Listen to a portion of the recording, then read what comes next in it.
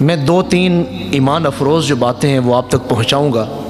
سب سے پہلا جو ہمارا آج کا پہلو ہے جسے پوری امت مسلمہ کو سمجھنے کی ضرورت ہے، اس مبارک آیت مبارکہ میں اللہ تعالیٰ نے اس کو بیان فرمایا سبحان الذی اسری بعبدہ لیلا من المسجد الحرام الی المسجد الاقصی۔ پاک ہے وہ ذات جس نے اپنے بندہ کامل کو سیر کروائی لیلاً رات کے بالکل تھوڑے سے حصے میں، من المسجد الحرام مسجد حرام سے، الی المسجد الاقصی مسجد اقصی کی طرف۔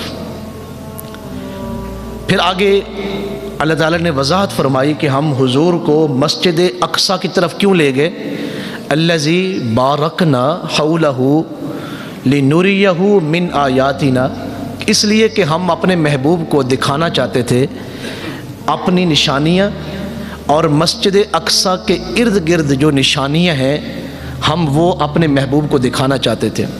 جو پہلا لفظ ہے وہ بڑا عظیم ہے، کافی سارے اعتراضات اس میں ختم ہو جاتے ہیں کہ حضور معراج پہ خود تشریف نہیں لے گئے بلکہ اللہ تعالیٰ حضور کو معراج پہ لے گیا۔ پہلی چیز سبحان الذی۔ اب دوسری جو چیز ہے، حضور کا سفر معراج کہاں سے شروع ہوا؟ مسجد حرام سے، لیلا من المسجد الحرام، اور کہاں حضور کو ٹھہرایا گیا؟ مسجد اقصی میں۔ بس اس بات کو ہم مسلمانوں نے سمجھنا ہے کہ یہ کیا راز ہے۔ اللہ تعالیٰ نے ہمارے محبوب کو اس رات 27ویں رجب الرجب کو جو معراج شریف کا سفر کروایا گیا، اگر اللہ تعالیٰ کی ذات چاہتی تو مسجد حرام سے حضور براہ راست تشریف لے جاتے آسمانوں پہ، اور پھر جنت کی سیر و تفریح، اور پھر دوزخ کو دیکھنا، اور پھر سدرۃ المنتہا، اور پھر لا مکان، پھر قاب قوسین، اور پھر او ادنیٰ کی وہ خلوتیں۔ یہ مسجد حرام سے بھی ایسا ممکن تھا، تو پھر حضور کو مسجد اقصی میں کیوں لے آیا گیا؟ یہ سب سے اہم بات ہے۔ پہلی چیز کہ انبیاء کرام کی امامت حضور نے فرمانی تھی، وہ انبیاء کو اگر اللہ تعالیٰ مسجد اقصی میں جمع کر سکتا ہے تو اللہ تعالیٰ کی ذات تمام نبیوں کو مسجد حرام میں بھی جمع کر سکتی تھی۔ حضور نبیوں کی امامت یہاں پر بھی کروا سکتے تھے، تو مسجد اقصی میں حضور کو کیوں لایا گیا؟ اور پھر 1,24,000 کم و بیش نبیوں کو وہاں کیوں بلایا گیا؟ صرف ایک وجہ سے، الذی بارکنا حولہ لنریہ من آیاتنا۔ حضور کو مسجد اقصی کے ارد گرد جو نشانیاں تھیں اور جو برکتیں تھیں وہ حضور کو دکھانی تھی، اور پھر مسجد اقصی کی بیت المقدس کی عظمت کو مسلمانوں کے اوپر اجاگر کرنا تھا کہ جس بیت المقدس کو آپ بھول بیٹھے ہیں، یہ کوئی معمولی جگہ نہیں ہے، یہ کوئی کم عظمت والی جگہ نہیں ہے۔ آپ کا کیا خیال ہے، بنی اسرائیل میں جتنے بھی نبی تشریف لائے جن کی تعداد ہزاروں سے زیادہ ہے، وہ سارے نبی بیت المقدس میں تشریف لائے؟ اب سن رہے ہیں میں کیا کہہ رہا ہوں؟ بیت المقدس میں۔ اور پھر کتنے ایسے نبی ہیں جن کی قبریں بیت المقدس میں ہیں؟ حضرت سلیمان علیہ السلام کا مزار بیت المقدس میں ہے، حضرت داؤد علیہ السلام کا مزار بیت المقدس میں ہے، حضرت ابراہیم کی قبر انور بیت المقدس میں، حضرت اسحاق کی زوجہ حضرت لائکہ ان کی قبر شریف بیت المقدس میں، حضرت یعقوب کا مزار بیت المقدس میں، حضرت موسیٰ کی قبر انور شریف بیت المقدس میں۔ اگر آپ سن رہے ہوں محبتوں سے، امام مسلم حدیث لائیں اور آپ نے کئی مرتبہ شاید سنی بھی ہو، یہ مسجد اقصی اور یہ بیت المقدس اتنی عظیم جگہ ہے اور عظیم مقام ہے۔ حضرت موسیٰ کا جب آخری وقت آیا تو فرشتہ جب آیا نا آپ کی روح قبض کرنے کے لیے، اور آپ کی روح قبض کرنے لگا تو حضرت موسیٰ نے اس فرشتے کو تھپڑ رسید کیا، جس سے اس فرشتے کی آنکھ جو ہے وہ پھوڑ دی گئی۔ وہ فرشتہ آنکھ اٹھا کے اللہ کے حضور حاضر ہوا. یہ مسلم شریف میں روایت موجود ہے. یا اللہ حضرت موسیٰ نے میرے ساتھ یہ معاملہ فرمایا. تو اللہ تعالیٰ نے فرمایا کہ آپ نے اجازت نہیں لی حضرت موسیٰ سے, آپ کو چاہیے تھا کہ آپ اجازت لے کے جاتے. آپ سمجھتے ہیں نبی اور غیر نبی میں کتنا فرق ہے. یہ جو انبیاء ہیں یہ اللہ کے ہاں کتنے عظیم ہیں, اللہ کے ہاں ان کا کیا مقام ہے کہ فرشتے سے کیا فرمایا ہمارے رب نے, آپ نے اجازت کیوں نہیں لی, آپ اجازت لیتے حضرت موسیٰ سے. اب جائیں اور جا کے حضرت موسیٰ سے اجازت لیں اور پھر انہیں بتائیں کہ آپ خود اپنی مرضی سے نہیں آئے, آپ کے رب نے آپ کو بھیجا.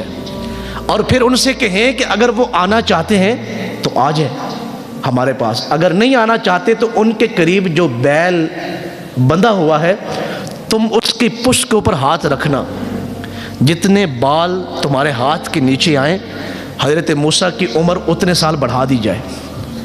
آپ ذرا دلوں کو تھام کے سنیں. یہ فرشتہ دوبارہ آیا, اجازت لی اور عرض کی حضور میں اپنی مرضی سے نہیں آیا آپ کے پاس, مجھے اللہ نے بھیجا ہے.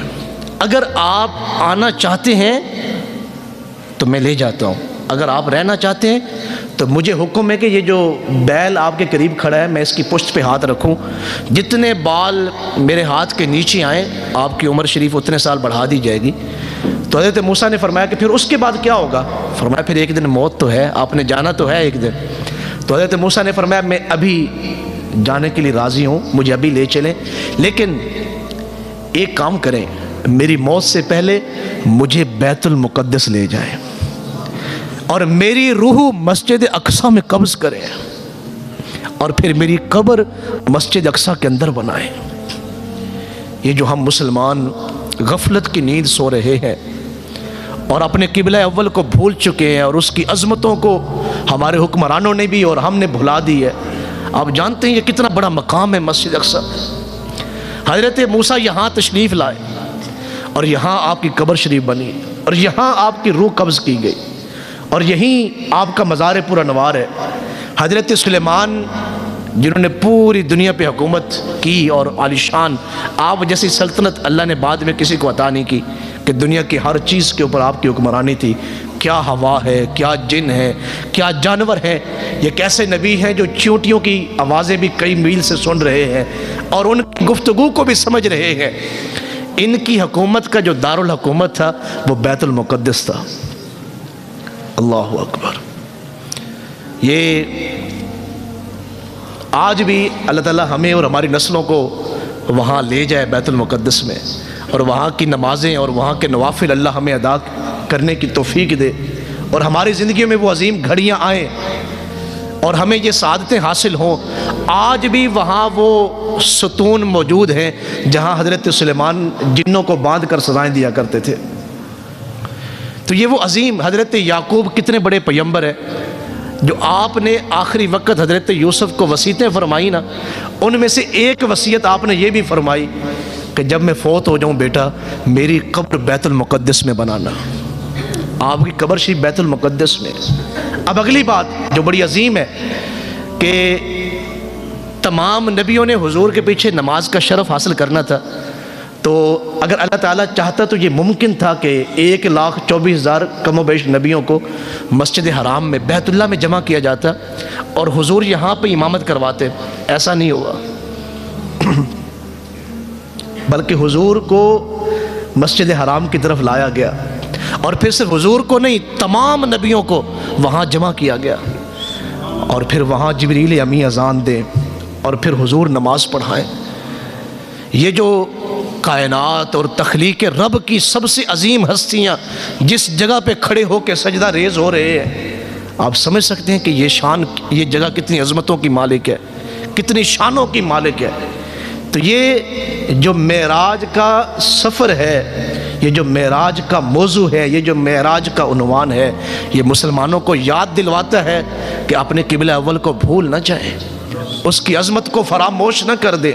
یہ وہ جگہ ہے جہاں انبیاء کی قبریں ہیں, یہ وہ جگہ ہے جس کے باہر بھی اللہ نے برکتیں رکھی ہیں, یہ وہ جگہ ہے جہاں حضور نے تمام نبیوں کی امامت کروائی ہے, یہ وہ جگہ ہے جہاں حضرت مالک نے جو بلکہ جو دروغہ ہے دوزخ کا, اس نے حضور کو سلام کیا ہے. اور یہ وہ جگہ ہے جہاں جبریل امین نے حضور سے کہا تھا یا رسول اللہ صلی اللہ علیہ وسلم آپ سے ایک اسپیشل ملاقات کروانی ہے۔ حضور نے فرمایا یہ 1.25 لاکھ جو نبی مجھ سے ملاقات کر رہے ہیں کوئی اور بھی ہے ان کے علاوہ اسپیشل؟ فرمایا ہاں ہے۔ تو فرمایا کروائیں۔ کون ہے وہ جس سے ملاقات کروانی ہے؟ فرمایا دوزخ کا مالک ہے، دوزخ کا دروغہ جو فرشتہ ہے اس کی ملاقات۔ لیکن جب وہ آپ کے سامنے آئے تو یا رسول اللہ آپ اسے سلام فرمائیں۔ یہ مسلم شریف میں حدیث مبارک ہے۔ جب حضور نے فرمایا نا کہ مجھے جبریل نے یوں کہا تو صحابہ متوجہ ہوئے یا رسول اللہ صلی اللہ علیہ وسلم کہ آپ نے پھر سلام کیا اس دوزخ کے دروغے کو؟ تو حضور نے فرمایا نہیں۔ فرمایا پھر آگے معاملہ کیا ہوا؟ فرمایا جب وہ میرے سامنے آیا تو میں نے نبوت کی نگاہ سے اسے دیکھا، صرف توجہ کی تو اس فرشتے نے فوراً مجھ سے کہا السلام علیکہ یا رسول اللہ۔ اب جو محدثین نے شرح لکھی ہے نا آپ کو مزہ آئے گا، بڑی ایمان افروز بات ہے۔ حضور نے آسمانوں پہ تشریف لے جانا تھا اور حضور نے دوزخ کو بھی دیکھنا تھا، تو پھر حضور کی ملاقات اس فرشتے سے وہاں بھی ہو سکتی تھی، اس کی ملاقات یہاں مسجد اقصیٰ میں تمام نبیوں کے سامنے کیوں کروائی گئی؟ بڑا عظیم راز ہے اور بڑا ایمان افروز یہ معاملہ ہے۔ جب اللہ تعالیٰ نے کائنات کو بنایا نا، اس کائنات کو، پھر اس کائنات کو چلانے کے لیے اللہ نے ضابطہ بنایا، قانون بنایا، اور وہ قانون کیا تھا کہ اللہ کی جو رحمت ہے نا وہ اللہ کے غصے پہ غضب پہ ہمیشہ غالب رہے گی۔ یہ شب معراج اس فرشتے کی ملاقات اس لیے کروائی گئی کہ حضور اللہ کی رحمت کا مظہر تھے، وَمَا أَرْسَلْنَاكَ إِلَّا رَحْمَةً لِّلْعَالَمِينَ۔ اور یہ جو اللہ کا غصہ ہے، یہ جو اللہ کا غضب ہے وہ دوزخ ہے، اور اس کا جو مالک ہے، جو دروغہ ہے فرشتہ، اس کا اور حضور کا آمنا سامنا کروایا گیا۔ تو حضور نے اس فرشتے کو سلام نہیں کیا بلکہ اس فرشتے نے حضور کو سلام فرمایا ہے، اور حضور کو السلام علیکہ یا رسول اللہ کہا ہے۔ یہ اس بات کی علامت تھی کہ اللہ کی رحمت ہمیشہ اللہ کے غضب پہ غالب رہے گی۔